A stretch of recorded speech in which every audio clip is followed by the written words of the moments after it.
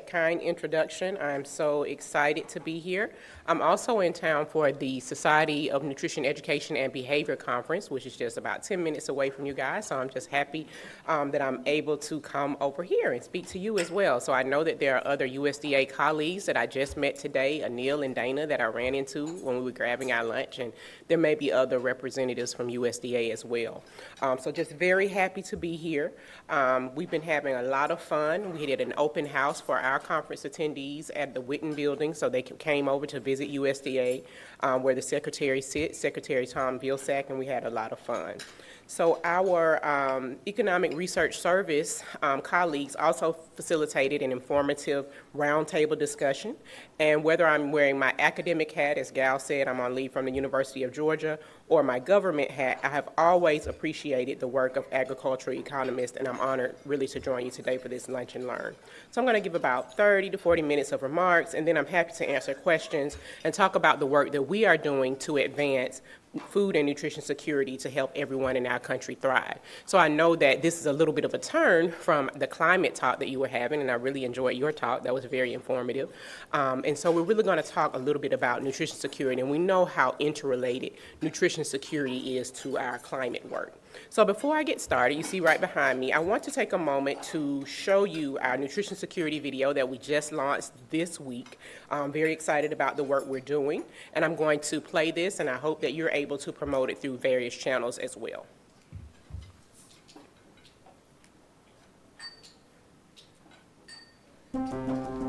America is full of confidence, joy, energy. America is full of life, thanks in part to the work of USDA's Food and Nutrition Service to ensure all communities have access to healthy foods.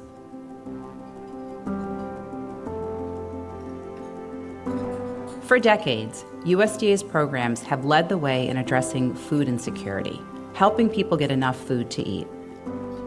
And while tackling food insecurity remains a top priority, we are expanding our focus to include nutrition security, connecting all Americans with foods that support good health and well-being. USDA is working hard every day to make our programs stronger than ever, helping schools serve our children food that is good for them and tastes great, strengthening and modernizing the WIC program so that more infants and children get a good start in life, and making sure all Americans know about tools like MyPlate that can help them eat healthy.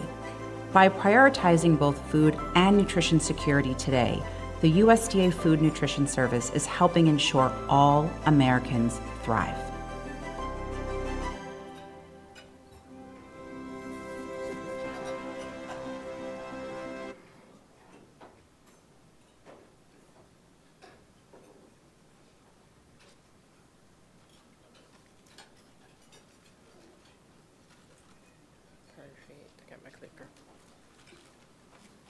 Okay, so hopefully that inspired you thinking about the work that we are doing. And I hope that we can think about how economists can help to advance this work. So I want to start by explaining our efforts for food and nutrition security at the White House. And I'm one of 2 points of contacts for our Domestic Policy Council team on nutrition. So as Gal mentioned, I have 3 little ones, so they were able to come with me this time with my husband, and we were able to go to the White House. So I thought it would be a big deal, but they're 5, 7, and 9, so they just wanted to like see the bathroom and see the bowling alley. So that was really very interesting, but we had a lot of fun. And so we're really working to leverage our work on the White House Conference on Hunger, Nutrition, and Health. And it was a historic time, and our conference goals were to end hunger, improve nutrition and physical activity, and to reduce diet-related diseases and disparities. And just to reinforce that, I really do mean that one of the Biden administration's goals is to end hunger. And so I want you to think about how different our country would be if we were able to end hunger. So we're working very hard to do that, and we want to partner across all sectors to do so. And so in doing that, we've had an amazing opportunity to leverage the passion that the president has for building healthier communities. And we're continue to be energized by over $8 billion in non-federal commitments to advance our White House conference goals. So recently, the White House launched a new challenge to end hunger and build healthier communities. And I would love, while we're here in a follow-up meeting, to discuss how maybe some of you or your partners could talk about enhancing or having a White House conference commitment. So now I hopefully have you pondering more about the White House conference goals. I want to transition to tell you how USDA is helping to advance our national strategy. Okay. Did I do something wrong, Gal? Am I going the wrong? Oh, I'm going the wrong way. There we go.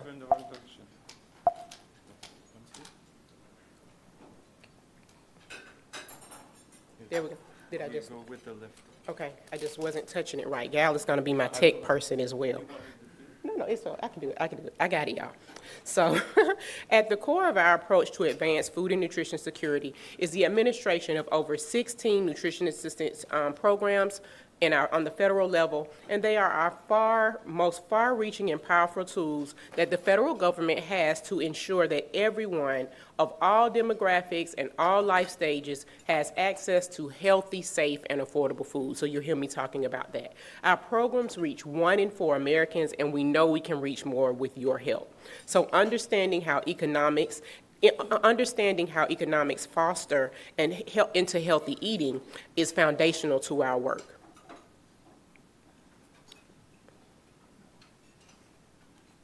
There we go. In addition to our nutrition assistance programs, USDA invests more than $1 billion on our nutrition education and promotion efforts.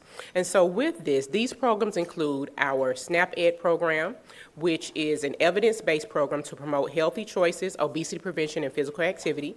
Our work to develop the dietary guidelines for Americans that provide diabetes care and education specialists with evidence-based guidelines on what to eat in terms of promoting health. And we also translate these dietary guidelines into consumer-friendly resources through MyPlate. And we also want to think about just promoting this on a larger level. And as a community-based researcher at heart, I want to lift up our broader investments in research and food systems that include our annual food security survey and emerging work that ERS is doing to help us to develop a nutrition security metric. So there we go. Now I think I'm getting on track. So now let's focus on why USDA is working to advance food and nutrition security and why we are reaching out to agricultural and applied economists for your help. As this audience knows, COVID-19 brought to the forefront that far too many individuals in our great nation do not have access to healthy, safe, and affordable food. So researchers estimated that nearly 2/3 of COVID-19 hospitalizations in the United States were related to diet-related diseases. And I thought about that. You guys are having a delicious lunch. Gal, you did a great job. Whoever planned it did a great job. Very nutritious choices there, so that was delicious. So one of the most disturbing aspects of the COVID-19 disparity or the pandemic was the disparity, the disproportionate harm that it caused on historically underserved groups. And while disparities in food insecurity and diet-related diseases were highlighted by COVID, this group knows well that these are long-standing problems that are associated with decades of social inequities in education, employment, housing, and food access, among other reasons. So let's see. So now let's start to focus on food insecurity, which means that there is a lack of consistent access to enough food for an active and healthy lifestyle. This past fall, the USDA ERS published our nation's annual food security report, which reported that about 34 million Americans live in households that struggled against hunger in 2021. This is a sobering number. But the report showed that the number of Americans experiencing food insecurity decreased by 5 million. So we're making strides, but we still have a lot of work to do. Food insecurity among households with children was at a 2-decade low. So we're very, very just happy about that. The report also suggests that one possible reason for this progress is our federal nutrition assistance programs and the additional investments that we have been making during the COVID-19 pandemic that helped to combat hunger. This association and its members were critical during the COVID-19 pandemic, and I want to take a moment to thank all of you for dedicating your lives and dedicating your work to the climate change and helping to tackle food insecurity. So thank you so much for that. Now I want to circle back, making sure I'm on the right side, and look at this USDA food security report. And so while there was progress, as I said, there were disparities. And so the report also found that Black and Hispanic Latino households were disproportionately impacted by food insecurity in 2021, with about 20% and 16% respectively experiencing food insecurity. These rates were triple or double the rates of other households, which is about 7%. Are y'all seeing this? I'm doing something, gal. I promise you I'm just pressing this, but there we go. I think I'm on the right side. So over the last 2 years, the Biden-Harris administration has pushed all federal agencies to drive changes through programs, policies, and practices. At USDA, we have been focusing on our efforts and changing the greatest potential for having and ensuring equitable access to that healthy, safe, and affordable food. We are working to build awareness across our key staff and partners about the sizable body of research that shows that structural racism harms health in ways that can be described, measured, and dismantled. And we are also carefully re-examining our existing and potential policies to identify ways to prioritize health equity and address the social determinants of health. This is where nutrition security comes in and where we at USDA and each of you here today have influence. You are trusted messengers that can elevate the power of our programs. One of the things that we're doing is that our work includes having each of our agencies across our department have an equity plan. We have also established the first USDA Equity Commission and are now holding ourselves accountable to external feedback on how we can do better to advance equity. So just the fact that there is a role at USDA for a Director of Nutrition Security and Health Equity speaks volumes. We are proud of our efforts to date, but we know we have a lot more work to do. And we know that we can do better together. And we're going to take a whole of society approach, including collaborative relationships, like working with agricultural and applied economists in the room here today to partner. While working to advance equity, we are also emphasizing how what people eat is critical for all demographic groups and life stages. As you know, poor nutrition is the leading cause of illness in the U.S. and responsible for more than 600,000 deaths per year. Beyond health, poor nutrition is associated with decreased academic achievement and financial stress. Since launching our Food and Nutrition Security Initiative about a year and a half ago, the USDA has come to define nutrition security as meaning that everyone in our country will have equitable access. You can say it with me now, it's the way I was going to say it a lot: healthy, safe, and affordable food. And that is essential to optimal health and well-being. There are two core motivations for this evolution. First, the promotion of health equity, which means that everyone has a just opportunity to have a healthy lifestyle and be as healthy as possible. And second, the recognition that those structural inequities make it hard for many people to eat healthy and to be active. One key message I want all of you to take away is that USDA is not abandoning our decades-long work on food insecurity. Rather, we are building on and complementing it with our additional focus on nutrition security. As our secretary emphasized, across the department, we recognize that food and health are inherently intertwined, and we are leaning into powerful tools to reduce chronic diseases, advance equity, and to promote overall well-being. We look forward to working with our stakeholders to achieve this vision. So we have a lot of support at the very top level from Secretary Vilsack to move this work forward. Before we dive into how we are working to advance food and nutrition security and see where you can help, I wanted to give a brief overview of USDA's reach.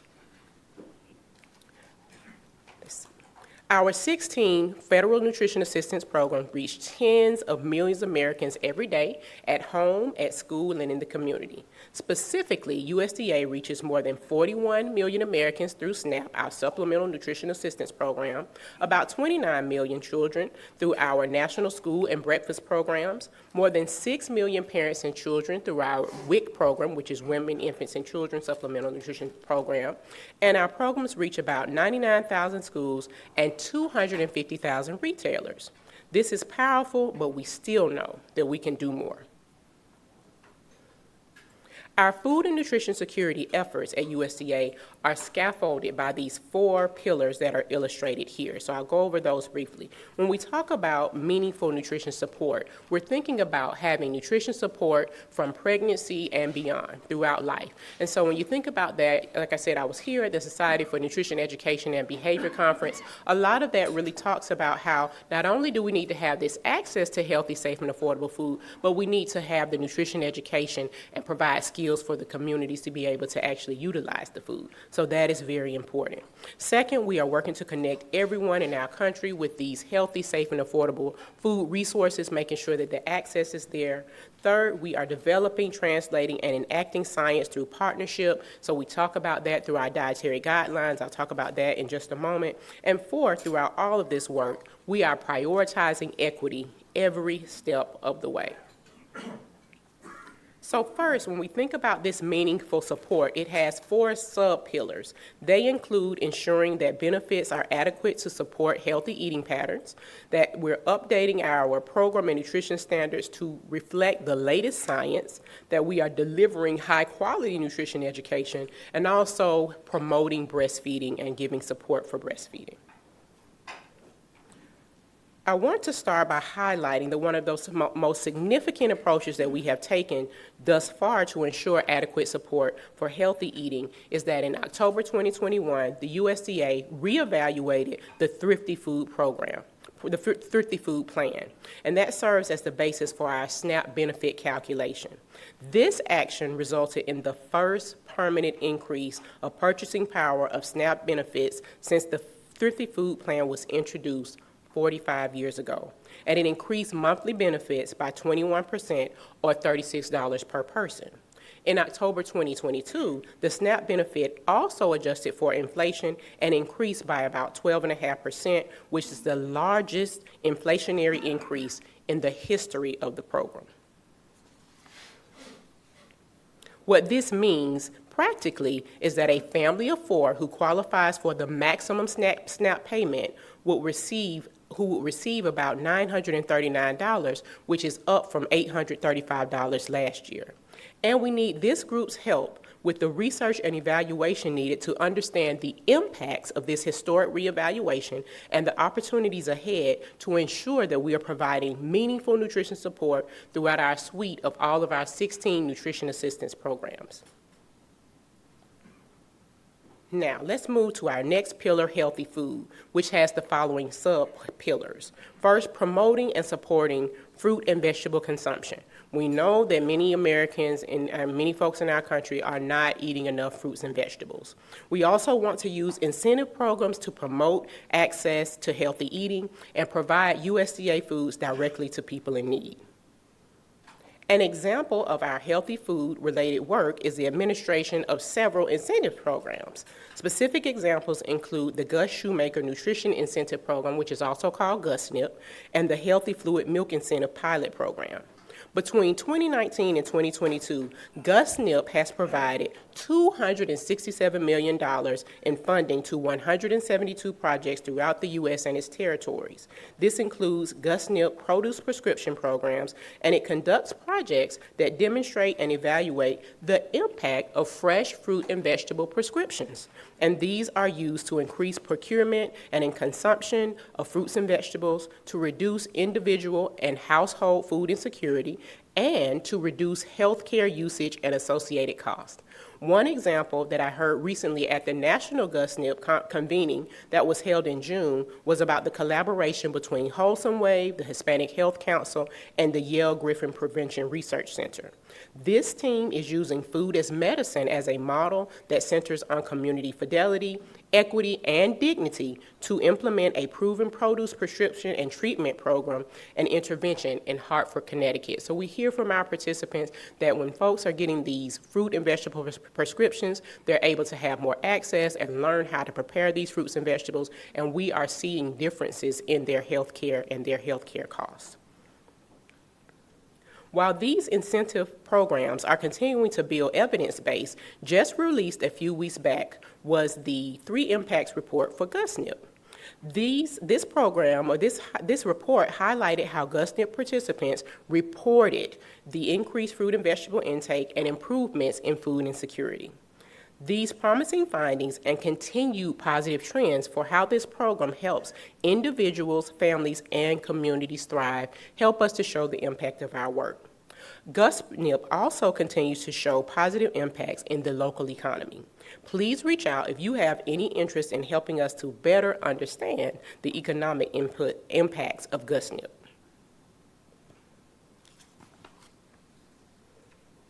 In June, a part of the food system transformation framework that Secretary Vilsack announced was nearly $40 million to support GusNIP using funding through the American Rescue Plan Act.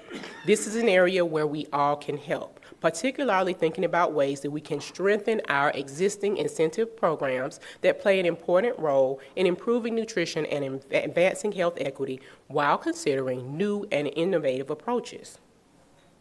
Now I want to talk about our third pillar, which is collaborative action. It also has 4 sub-pillars: under updating and building the evidence base for dietary guidance and translating the latest dietary guidelines into information that consumers can use.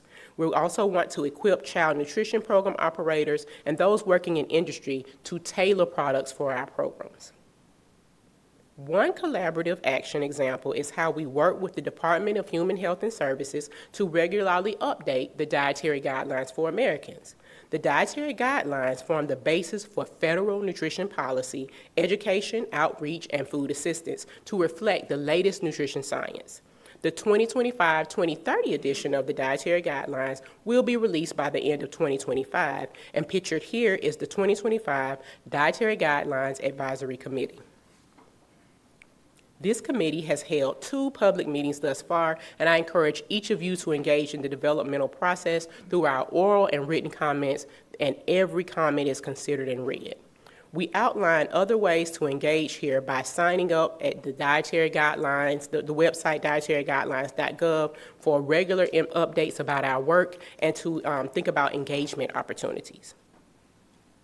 One thing that I am very excited about is that Secretary Vilsack has made as a part of my work to make My Plate a household brand. So let me just ask a question here. How many of you are very familiar with My Plate, just by show of hands?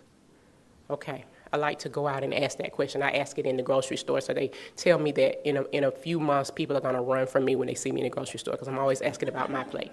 So My Plate is our national symbol for healthy eating. So if you haven't seen it, how many of you have heard of the food pyramid? Everybody, right? Exactly. And so we have adopted this new symbol, My Plate, and it is our job to really go out and make certain that people understand it, and we're working to expound upon all the resources that we have to support healthy eating. So I want to just draw some attention to our My Plate National Strategic Partnership. If you are not a part of this unique public-private partnership, please reach out to me, because we have wonderful opportunities to help to promote our work with My Plate. So through our National Strategic Partnership, we had a wonderful forum earlier this summer in Chicago. I was able to attend, and it was our quarterly meeting, and I'm excited to say that there were more than 137 partners, both helping us both individually and collectively to make My Plate a household name. So as economists, you can appreciate these partnerships and how they help to leverage our individual and collective opportunities to have partners, to impact consumer decisions, and to ask them to help help us in making healthy eating the easy and preferred choice. So we had wonderful representatives. One example is from Goya, who actually was one of the hosts of the meeting, and they actually are putting the MyPlate symbol on many of the back of their products. And so we need to do that because I think that's how the pyramid became so popular. You remember seeing that on the back of your cereal box and on the bread bag? So we got to get MyPlate out there. I also wanted to, let me make sure, okay? I also want to highlight another collaborative effort that we work on known as SNAP Education, or SNAP Ed for short. SNAP Ed works through more than 166 implementing agencies and more than 30,000 community partners. Increasingly, SNAP Ed is exploring innovative partnerships with the healthcare sector, and one example is Cooking Matters for Healthcare Partners that is used as an evidence-based curriculum and to produce vouchers and increase participant produce consumption by about 15%. I would love to hear about how you are working with SNAP Ed and connect with you on how you are working with SNAP Ed funded projects in your state. This program just celebrated its 30th birthday and has undergone a variety of critical changes, including having a new branch chief and having a new data collection system. And so it really does work, and I'm so excited about our work with SNAP Ed. As we think about it, here I want to show you some of the evidence and impact, but as someone who has worked with SNAP Ed, I have seen it firsthand. So I'll just give you an example through my work with Healthy Child Care Georgia in Athens, Georgia at UGA. We have had young children coming home. I get calls from parents or the child care director saying, why is my child asking me to buy kiwi? I mean, the kids are loving it. They're running home. They're asking for kiwi. They're asking for apples and broccoli, and that's music to our ears. And so just making sure that we're connecting and improving health outcomes among children, families, and communities across our states. I also want to talk about the economic impacts of our work. And so if you have more thoughts about that and how we can show this economic impact, please reach out to me about that as well. Our fourth and final pillar is equitable systems, which has 5 sub-pillars. So we want to strengthen our support to Native American and tribal school food programs, expand our online shopping programs for SNAP and WIC. I don't know if you know, but during the pandemic, we were able to go to online shopping for our SNAP participants and WIC participants, which you can imagine was just highly beneficial. Well, first of all, we were all at home, you know that. But even after that, having the opportunity, you think about our busy lifestyles. How many of you use platforms like Instacart and get things? You don't? Oh my gosh, nobody uses it. Okay, I do. I'm a busy mom. And so when you think about that, just having the opportunity to have your food delivered or have those things or be able to buy it online really does make a difference. And so we just want to make sure that we're doing that. Building language barriers to nutrition education, like building across that, making sure that no one has barriers to using our resources, and then reaching underserved populations. And this is just also fostering a diverse workforce within the work that we're doing. One example is our efforts to prioritizing equity every step of the way is our Indigenous Food Sovereignty Initiative, which promotes traditional foodways, Indian country food, and agricultural markets, and indigenous health through foods tailored to American Indian and Alaska Native dietary needs. These initiatives have great potential to shape local economics of more than 500 tribal nations. At the foundation of all we do and our research, we are thankful for this association and each of you because you help us to build our evidence base around food insecurity, eating and activity behaviors, and diet-related diseases and disparities. All of our work is driven by research and grounded in science. It is woven into our policies and practices, it informs all of our decisions, and most importantly, it impacts every life that we touch. Our work is driven by the lived experience of our staff, partners, and participants. And I will tell you, I began this job in April, and I have not had a warmer welcome from a group of individuals who are so passionate about the work they do. So many people at USDA are so passionate about serving communities and being public servants. So as I say that, right now we recognize that we have a window of opportunity to take these powerful programs that we have and do even more. From the president down, there is a strong interest in promoting nutrition security and racial equity. And as I said earlier, we need to take advantage of this important moment.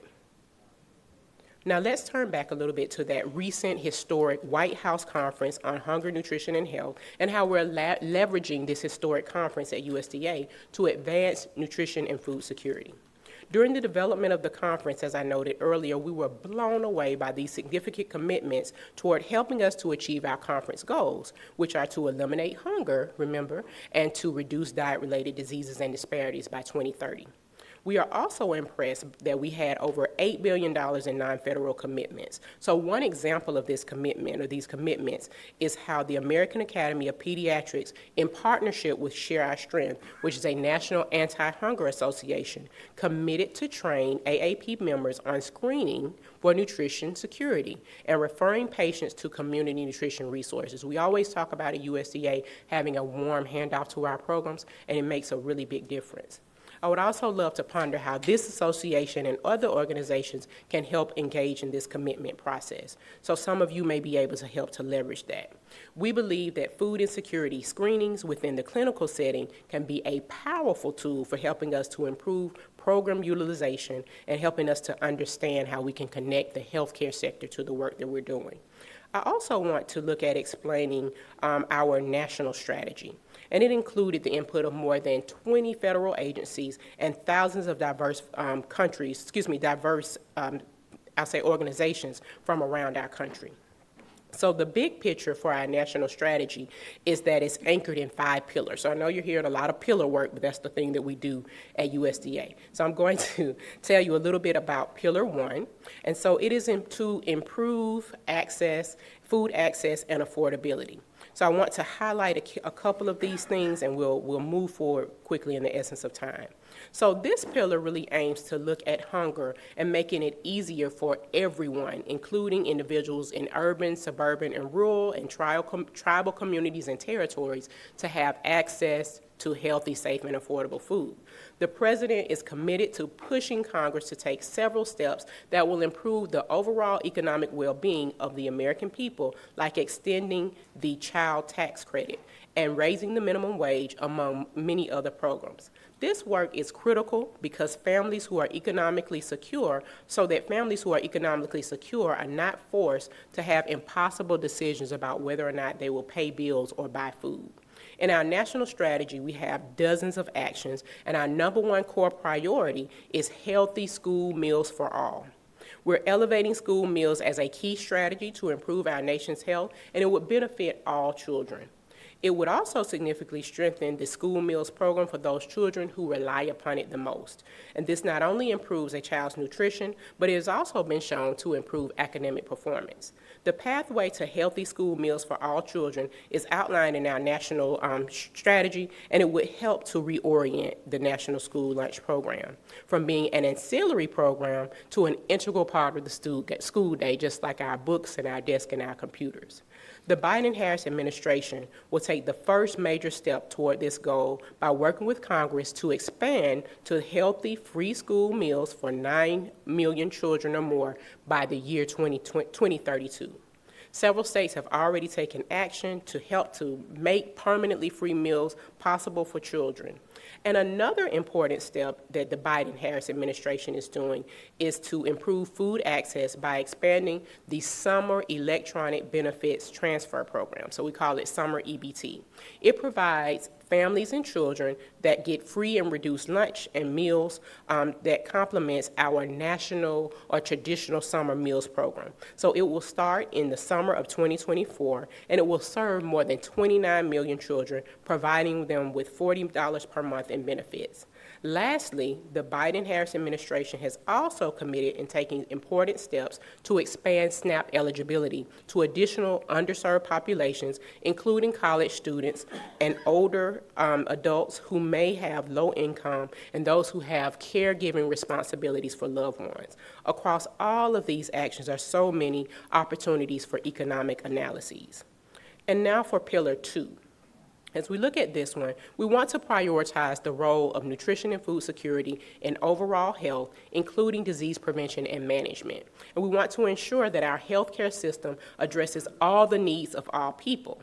Essentially, the Biden-Harris administration recognizes that we need a healthcare system that not only treats disease, but also focuses on prevention. The national strategy supports creating a pilot test on the coverage of medically tailored meals in Medicare. These food as medicine interventions, including medically tailored meals, have been shown to be effective to treat and prevent diet-related diseases and to reduce food insecurity. So additionally, the national strategy describes steps to ensure that more people are screened for food insecurity.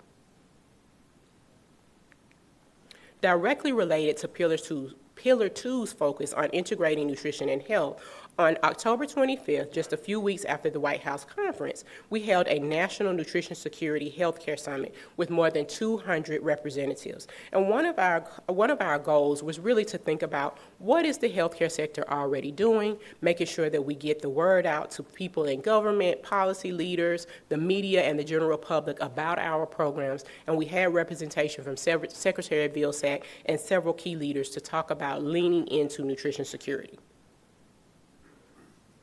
At our national summit, we also wanted to think about what are the amazing things that are happening across our country. And currently, I want you to note this, ProMedica and Root Cause are hosting 7 regional summits to have similar conversations across the country. 3 have already taken place, and I'm happy to connect you with our contacts at USDA if you're interested in attending the future ones. Besides the summits, we are also hopeful that you can spark new and enhanced ways that we can work better together. And we definitely need economists at the table as we have these conversations. I was able to attend the Healthcare Summit in Atlanta, and we had a very robust discussion. Our Pillar 2 also includes strengthening and diversifying the nutrition workforce. That is an important part, and we're currently working very hard at USDA to integrate diversity, equity, and inclusion and accessibility into WIC, including the development of the National Workforce Strategy for WIC. Then for Pillar 3, we aim to empower consumers to make and have access to healthy food choices. And so we know that we have a lot of existing activities. I've already talked about My Plate, but this year there is a proposed rule and guidance to update the WIC food package to align with dietary guidance, and that's going to help us a lot. And I want to say, just for the sake of time, I won't cover the efforts in Pillar 4, which is aimed at physical activity, but simply put, we're working to see where SNAP-Ed can help. Last but not least, I want to talk about Pillar 5, which is to enhance nutrition and food security research, as I noted earlier, because we are a data-driven organization. And we have significant research investments that some of you may have heard of through our ERS programs. And so I know that ERS, again, I wanted to remind you that they're working on a national nutrition security measure, and there is a paper out in publication already led by Hillary Segelman. You might know her, and I have the actual reference for that I can share with you. Let's see.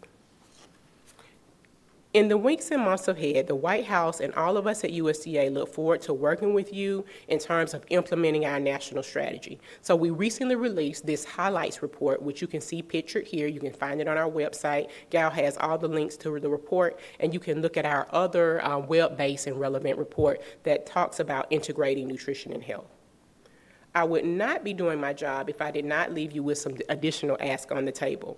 I encourage each of you to think about how we can step up, work together in partnership, and to lean into these efforts. Even if you think it's a small step, we need you at the table and your voices matter. All of these small steps add up to meaningful differences. So we want your help in building awareness about our programs and having more collaborations.